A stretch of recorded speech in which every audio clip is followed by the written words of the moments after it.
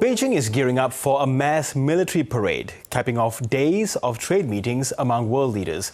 Attendees at the SCO meeting included Narendra Modi, Vladimir Putin and Kim Jong-un. And former premiers Daniel Andrews and Bob Carr will also be attending the Victory Day parade in Tiananmen Square. For more on this, I'm joined by Executive Director of the Institute for International Trade, Professor Peter Draper. Peter, good to have you back on the program. Now, I wanted to start by quoting Xi Jinping. He says that, we must continue to take a clear stand against hegemony and power politics and practice true multilateralism. How big a swipe is this against the Trump administration and more specifically his trade policy?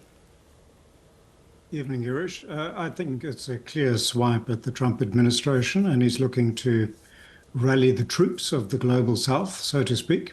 But in terms of the stated commitment to multilateralism, that's not new. This is a long-standing Chinese position. I think the context is interesting, the SCO summit and the military parade. And in terms of who was there, Prime Minister Modi in particular from India, was of course Vladimir Putin, but it's not new in terms of the positioning, I would say. Now, materially, though, we haven't seen much come out of these the SCO summit, either in the form of bilateral or multilateral deals, but we have seen Beijing committing aid funds to member states and talking up cooperation. But were you expecting anything material to come out, or is this just, perhaps the starting pistol being fired? To be honest, no, I wasn't expecting much in terms of trade content, because these summits are traditionally focused on geopolitical framings, and in that sense, it hasn't disappointed. But in terms of standing up to President Trump and President Trump's reciprocal trade tariffs, the summit didn't offer anything new, one would have to say. At least nothing visibly new. We don't know what was discussed behind the scenes, of course. Yes, and then given, we saw Narendra Modi having a 45-minute chat with Vladimir Putin, but also quite a lengthy discussion among those three world leaders, would that force, China, Russia and India to kind of, to perhaps cooperate more on the trade front and have material agreements in place to show the US that, look, we don't need you as much as we can and we can just use ourselves? I think it's in all of those leaders' interest to show to the US that they have options, each other, namely, in this case. So each is a significant power in its own right. But frankly, I don't expect the Indians to rush to nail down a trade deal with Beijing. After all, they pulled out of the Regional Comprehensive Economic Partnership some years ago because of concerns over trade with China. Those haven't gone away in India at all. They just have a new problem now with the United States. So they're very sharp limits to that potential cooperation and that triangle, but right now it looks good for them to be seen together. Now, Peter, internally, how would the Trump administration be viewing this strengthening of access in the global south, especially if India and China perhaps may or may not open up? Because Trump will put on a brave face. But do you think perhaps some alarm bells are being raised in Washington? I'm sure some alarm bells are going off. Whether President Trump is listening, I doubt, because at the end of the day, he has pushed India into this embrace of China and Russia through his own policies. And one shouldn't forget as well the BRICS and the BRICS Plus context.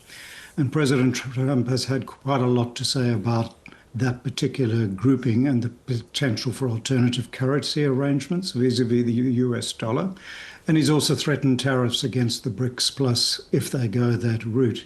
And Brazil will be hosting a virtual meeting of the BRICS Plus leaders next week. So I think that might cement some of the informal understandings coming out of the SCO summit. But again, there are sharp limits to the potential for cooperation amongst those leaders in a trade context. Yes, of course, one of the features of the summit in the couple of days is seeing Xi Jinping, Narendra Modi and Vladimir Putin stand side by side, and New Delhi and Beijing being seen as openly good friends with Russia. How do Beijing and New Delhi, how are they going to straddle that friendship with Moscow, but in the context of the war in Ukraine, or will they be seen as taking sides in this conflict? I think the India-Russia relationship is particularly complicated.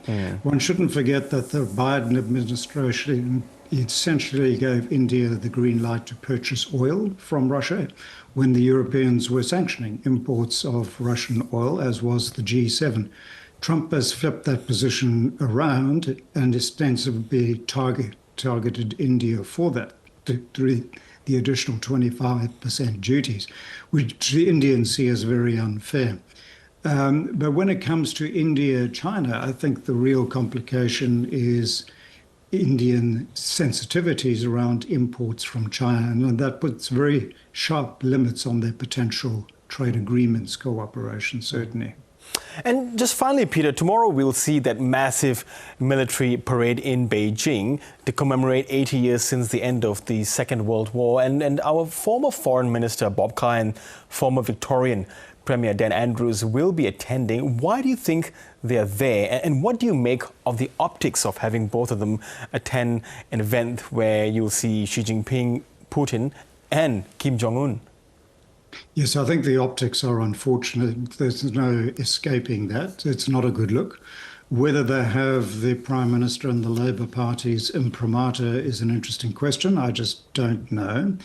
If they do, that's not necessarily a good look either from the optics point of view.